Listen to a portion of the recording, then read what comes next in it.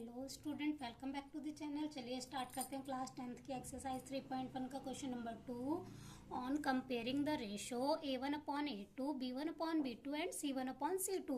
Find out whether are lines intersect representing the following pairs of linear equations intersect at a point are parallel or coincident. यहाँ पे हमें दो equations दे रखी हैं, इनकी ratio को कंपेयर करके बताना है कि लाइंस इंटरसेक्ट हैं या पैरेलल हैं या कोइंसिडेंट हैं।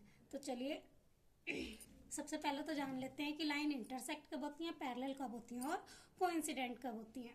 a1/a2 not equal to b1/b2। तो लाइंस क्या होती हैं, ग्राफ पे इंटरसेक्ट होती हैं और कंसिस्टेंट होती हैं। जब हमारे तीनों इक्वल होते हैं तो लाइन क्या होती है, कोइंसिडेंट होती हैं, यानी कि एक दूसरे के ऊपर होती हैं ग्राफ में और कंसिस्टेंट होती हैं।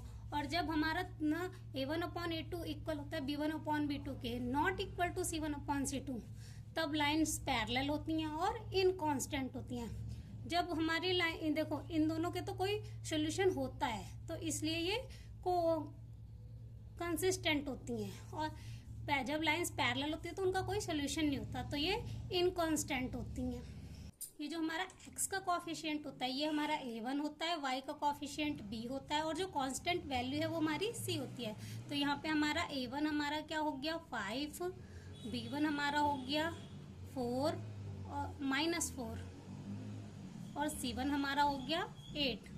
और जो ये सेकंड इक्वेशंस होती है ये हमारी a2, b2 और c2 होती है। तो यहाँ पे हमारा a2 कितना हो गया 7, b2 कितना हो गया 6 और c2 हमारा हो गया -9। अब हम इन्हें रेशो में रख लेते हैं a1/a2 b1/b2 c1/c2। अब यहाँ पे a1 हमारा 5 है और a2 हमारा 7 है, और b1 हमारा -4 है और ये b2 हमारा 6 है।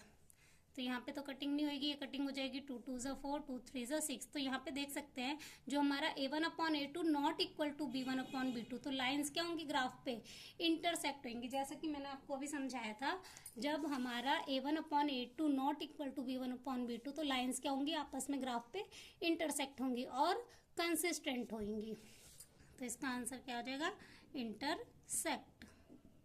अब यहाँ पे दूसरी इक्वेशंस में हमें a1 क्या है, a1 हमारा है 9, a2 हमारा है 18, b1 हमारा है 3, c1 हमारा है 12, b2 6, c2 24।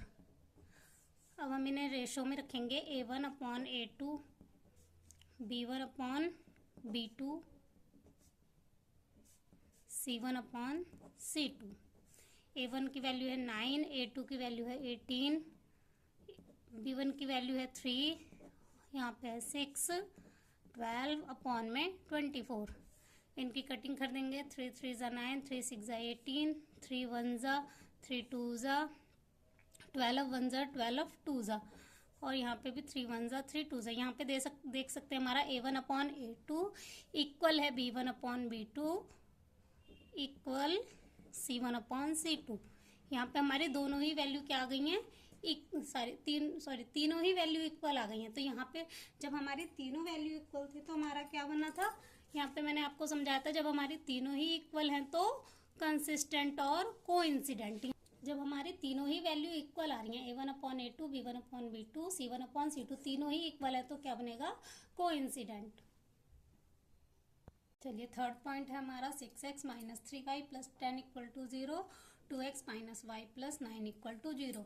अब यहाँ पे हमारा a1 क्या है 6, b1 -3, c1 + 10, a2 2, b2 -1, y के आगे कोई वैल्यू नहीं है तो 1, और c2 हमारा क्या हो गया 9। इनको रेशो में रख लेते हैं a1/a2 b1/b2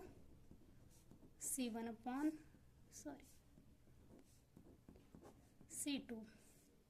a1 हमारा है 6/2, b1 हमारा है -3 अपॉन में -1, 10 अपॉन में 9, 2 3 जा 6, माइनस से माइनस कट गया, 3 अपॉन में 1, ये कटिंग नहीं होगी। अब यहाँ पे देख सकते हैं हमारा जो a1 अपॉन a2 है वो इक्वल है b1 अपॉन b2 के, but not equal to c1 upon c2। तो ऐसे केस में हमारी लाइंस क्या होती हैं, मैंने आपको समझाया था, जब हमारा a1 अपॉन a2 इक्वल है b1 upon b2 not equal to c1 upon c2, तो लाइंस क्या होती हैं ग्राफ पे, पैरेलल।